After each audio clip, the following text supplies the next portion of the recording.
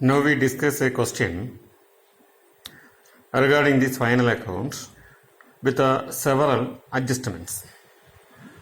Okay, I already discussed this topic in the last session that usually a question of final account consists of two sections, one trial balance or list of balance and another adjustment.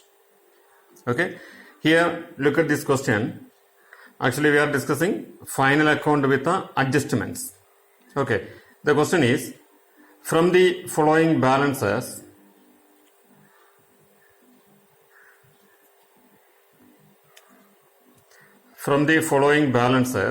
prepare final accounts for the year 31st December 2022. Okay, and some items are given here, and as a continuation of this question, some adjustments are also given. So this is the list of balance and this is the adjustments.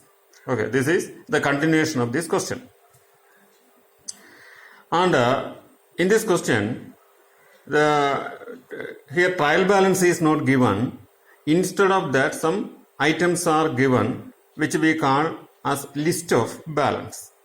Okay, when these items are given by providing debit and credit amount columns, then we call it as trial balance.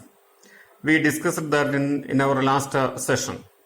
Here, the items are given without providing the debit and credit columns.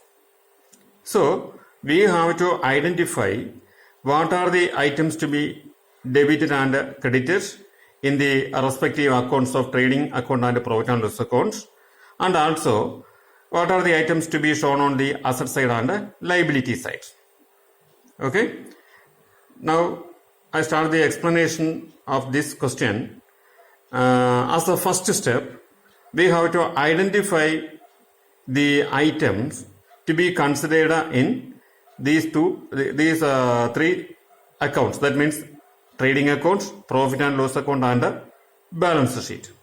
Okay, our usual procedure is identifying first the items to be considered in trading account and balance sheet, and we leave the other items unmarked, which are to be considered in profit and loss accounts. Okay, I am following the same strategy here. See, capital is a liability, so I marked it as L. Then opening stock is to be considered in trading account, so it is T. Then wages, trading account.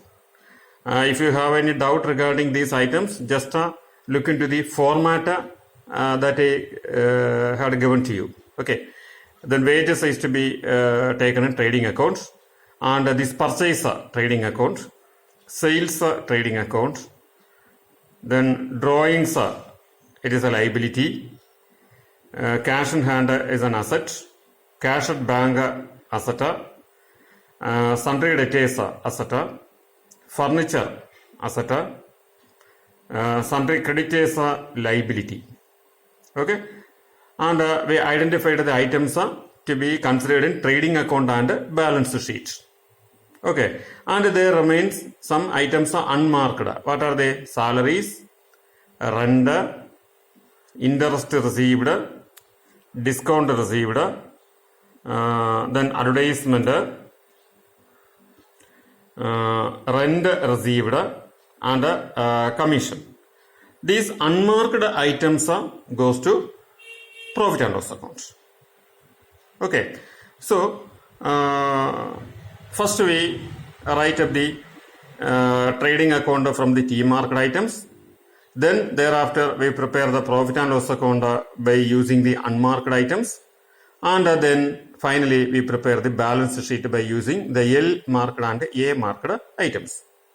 Okay, but before doing that, we have to check the adjustments also. Here some adjustments are given in the question.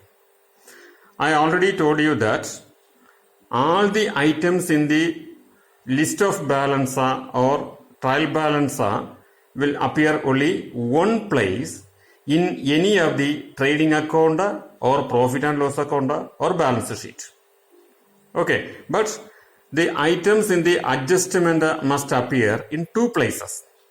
That may be either in trading account and balance sheet, or in profit and loss account and balance sheet, or sometimes in trading account and profit and loss account, as the case may be. Okay, here we discuss some adjustments and their treatments. Okay, come to the first one, closing stock. When closing stock is given in adjustment, it is to be taken in two places. First, it should be credited in trading account, then show on the asset side of the balance sheet. Closing stock should be credited in the trading account and it should be shown on the asset side of the balance sheet if it is given in adjustment. And remember, if the closing stock is not in adjustment but given in trial balance or list of balance, it will appear only in one place, which is asset side. That closing stock should be shown on asset side only. Then come to the next adjustment, wages outstanding. Wages is related to trading account, isn't it? Here a wages is there which is to be taken in trading account, and an adjustment related to this wages is given here. Wages outstanding means wages payable.